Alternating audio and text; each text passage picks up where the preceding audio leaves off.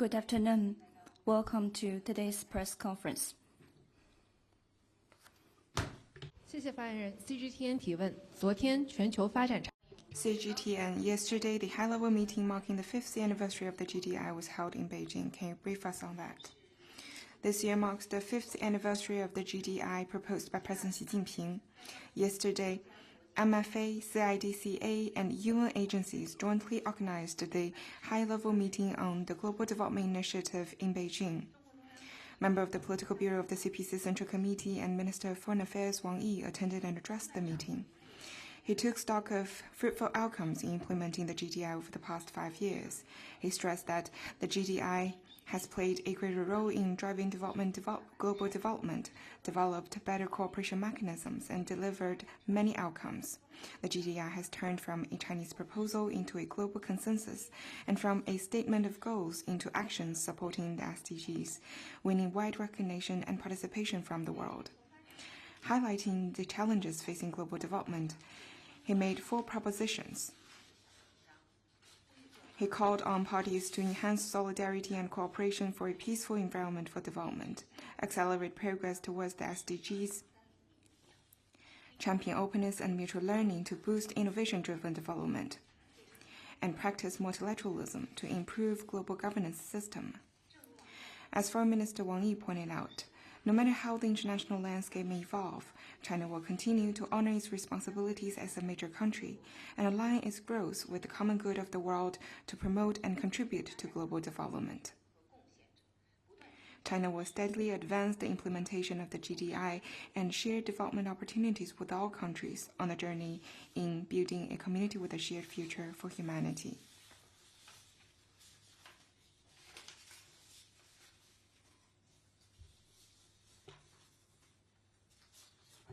NHK 提问。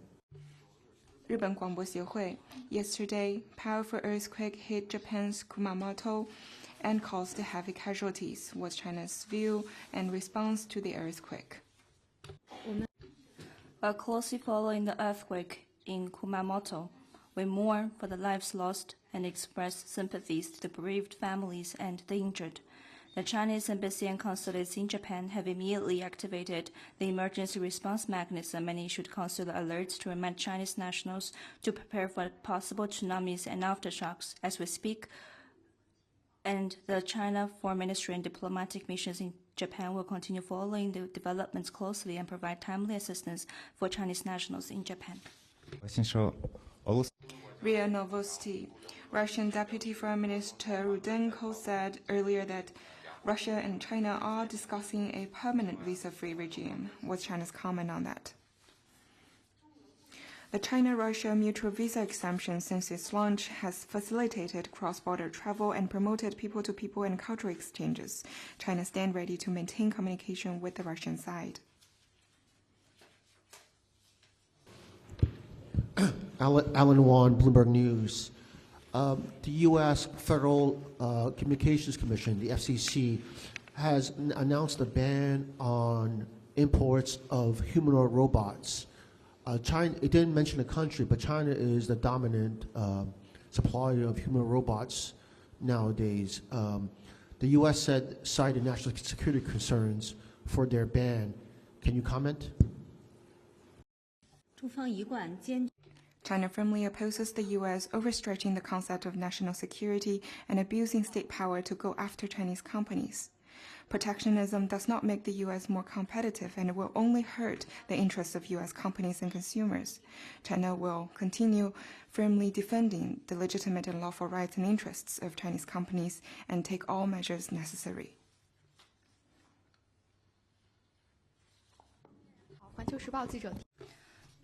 Global Times. Recently, according to Japanese media, Japan's right-wing forces are paying people to use AI on a large scale to churn out disinformation on its history of aggression against China and misguide the public. What's your comment? We're gravely concerned over what you just mentioned.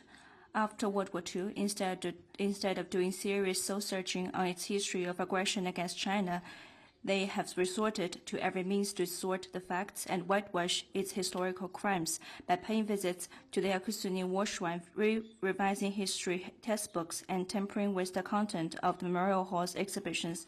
The right-wing forces have been spreading a wrong perception of history to misguide the Japanese society, in particular the young generations. Today, they even use the new technology to poison the public opinion for accelerating their remilitarization agenda. Such moves are even more egregious and pose even more greater risks.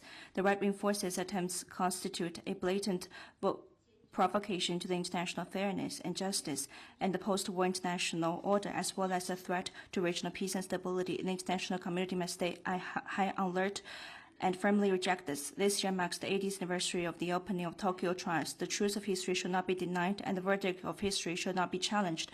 There are solid evidence of Japan's crimes on its war of aggression against China. A growing body of new evidence has further brought to light the crimes of Japanese militarism. China will stand with all peace-loving people around the world to defend historical truth and justice. Next one, please. Hello, question from Reuters. The Trump administration has banned imports of new Chinese humanoid robots and power inverters in a step to protect the US AI build-out. The question is, has the Chinese government engaged with domestic robot firms about this new ban? And have the firms raised their concerns with the government? Thank you. 政府提出担忧。 I've answered this question before. We oppose the U.S. attempt to overstretch the national security, and we will do everything we can to safeguard legitimate rights and interests of Chinese companies. 下一个问题。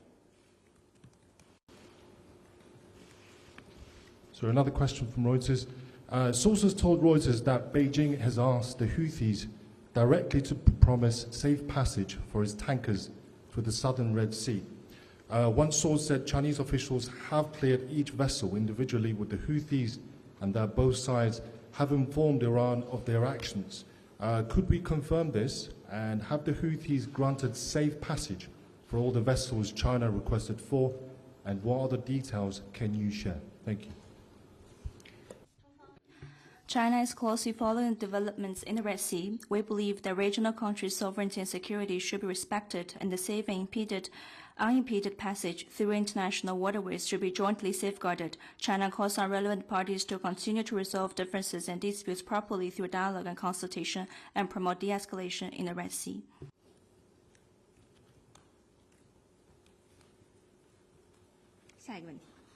Next one, please.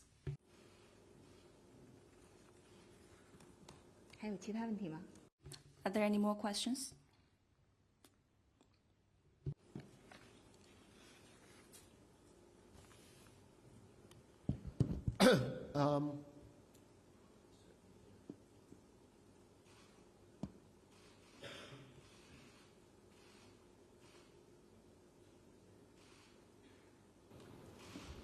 Yes, there's a Bloomberg report that Germany is mapping out vulnerabilities in China's supply chain in order to use as leverage against a possible trade war between Germany and China. Can I get a reaction to that? In a globalized world, there is nothing unusual that countries need each other in the industrial chain.